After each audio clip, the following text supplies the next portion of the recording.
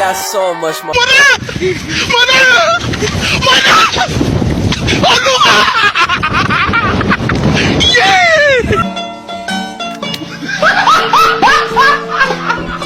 Are you ready, kids? Aye, aye, Captain! I can't hear you. Aye, aye, Captain! Oh!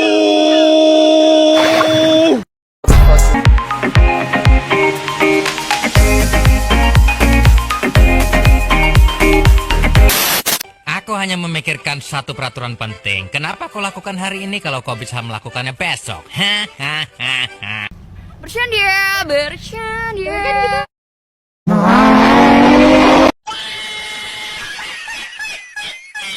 Anda ingin sukses?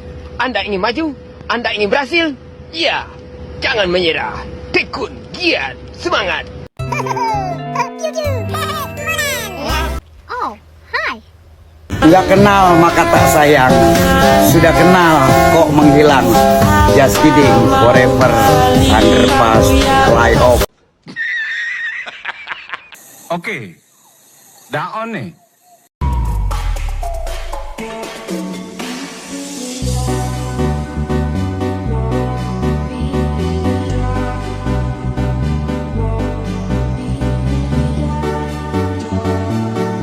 A few moments later. Assalamualaikum warahmatullahi wabarakatuh. Perkenalkan, nama saya Robiatul Adawiyah. Saya di sini akan menjelaskan tentang peradaban Islam pada masa kerajaan Mughal di India. Latar belakang berdirinya kerajaan Mughal. Kerajaan Mughal berdiri seperempat abad sesudah berdirinya kerajaan Safawi. Jadi di antara ketiga kerajaan besar tersebut, kerajaan Mughal inilah yang termuda. Kerajaan Mughal merupakan salah satu warisan peradaban Islam di India. Keberadaan kerajaan ini telah menjadi motivasi kebangkitan baru bagi peradaban tua di anak benua India yang nyaris tenggelam. Sebagaimana diketahui, India adalah suatu wilayah tempat tumbuh dan berkembangnya peradaban Hindu. Dengan hadirnya kerajaan Mughal, maka kejayaan India dengan peradaban Hindunya yang nyaris tenggelam kembali muncul. Menurut catatan sejarah, kerajaan Mughal merupakan kelanjutan dari Kesultanan Delhi sebab ia menandai puncak perjuangan panjang untuk membentuk sebuah imperium India Muslim yang didasarkan pada sebuah sintesa antara warisan bangsa Persia dan bangsa India.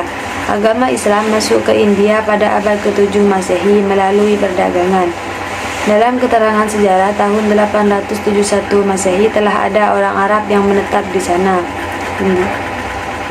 Pada masa Khulafaur Rasyidin, memang sudah ada niat penyebaran Islam ke India.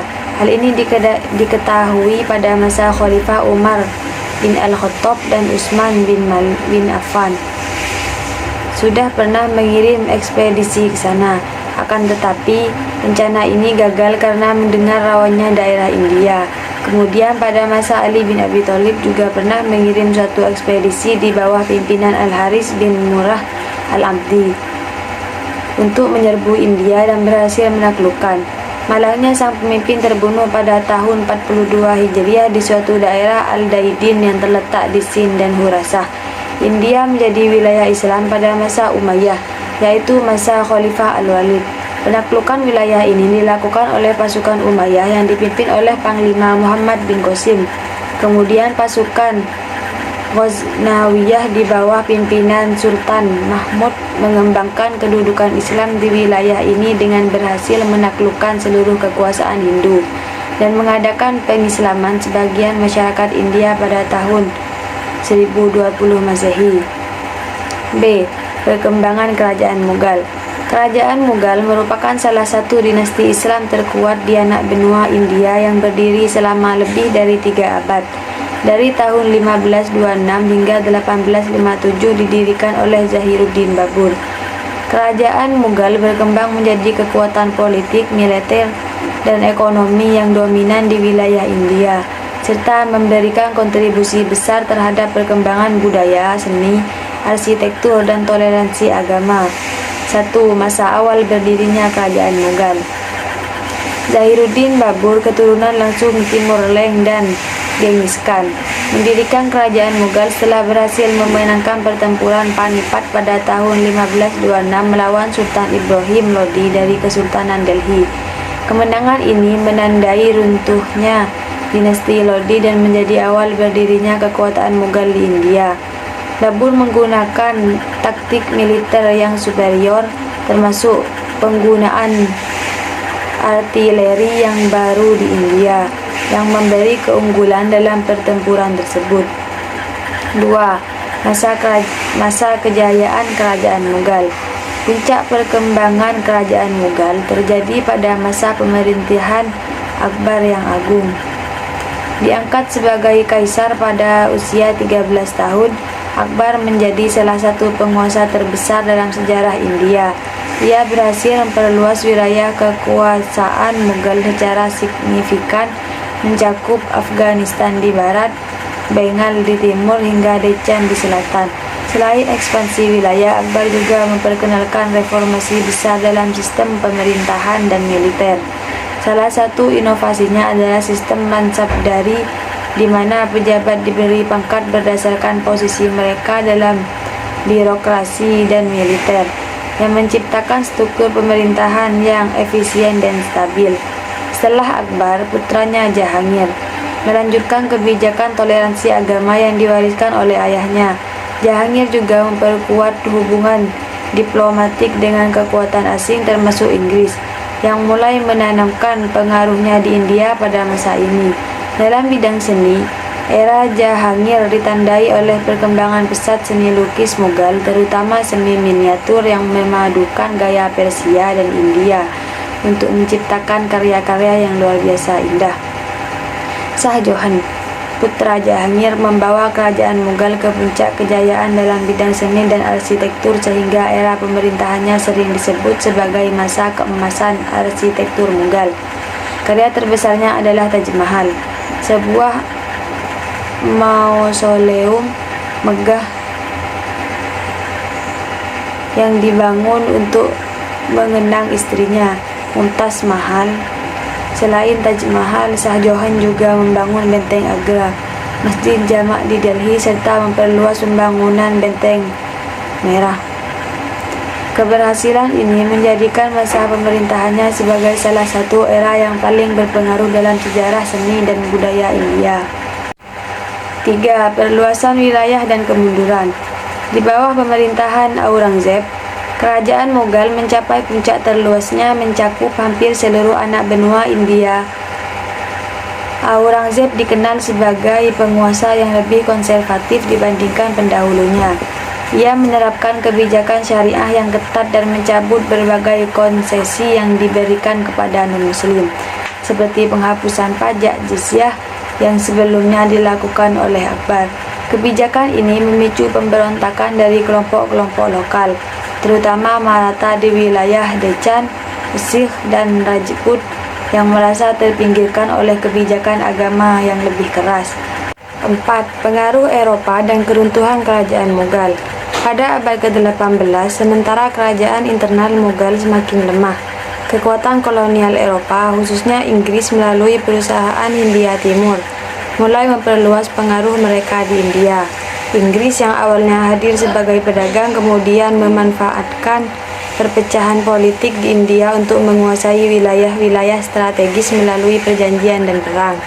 5. Warisan kerajaan Mughal.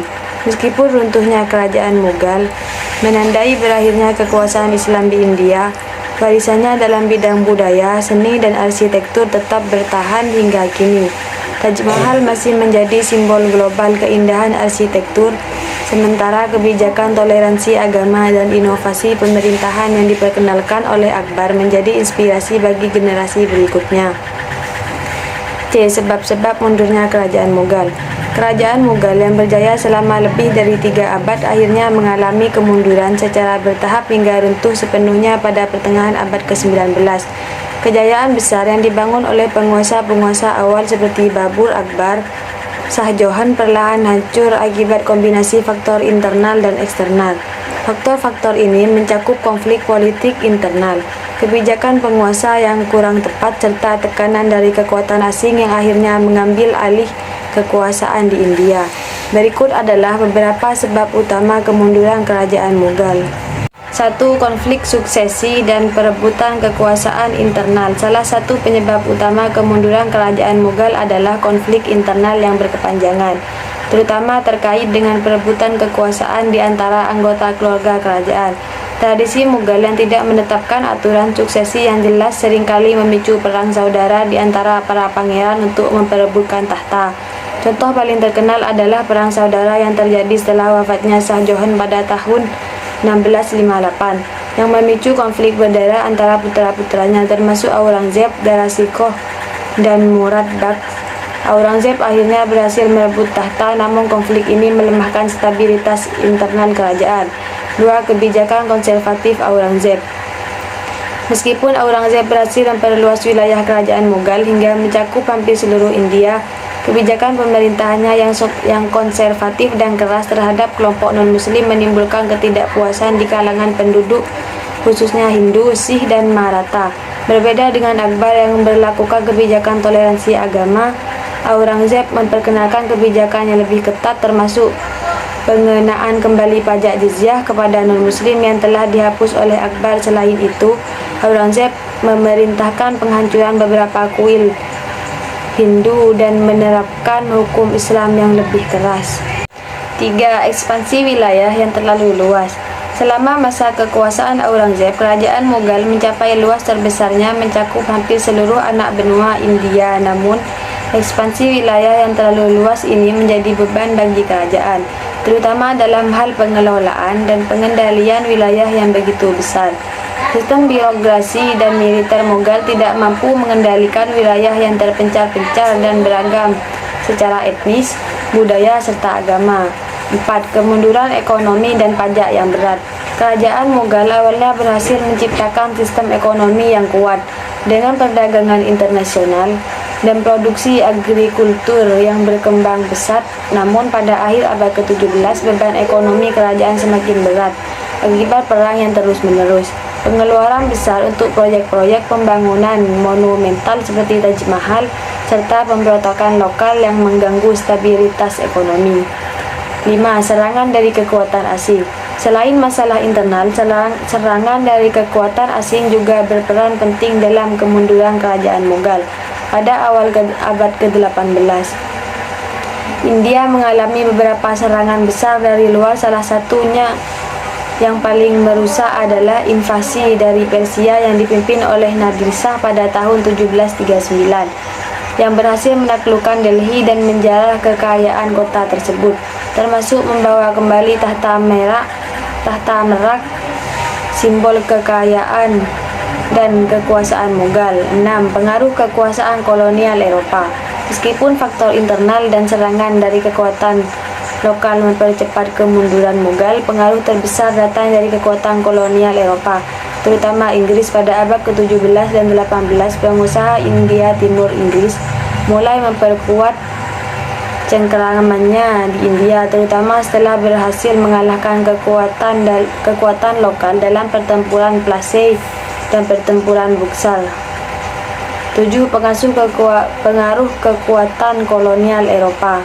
Meskipun faktor internal dan serangan dari kekuatan lokal mempercepat kemunduran Mughal, pengaruh terbesar datang dari kekuatan kolonial Eropa, terutama Inggris. Pada abad ke-17 dan 18, perusahaan Hindia Timur Inggris mulai memperkuat cengkeramannya di India, terutama setelah berhasil mengalahkan kekuatan lokal dan pertempuran Plassey dan pertempuran Buxar. Demikianlah presentasi dari saya. Apabila ada kesalahan, mohon maaf yang sebesar-besarnya. Assalamualaikum warahmatullahi wabarakatuh.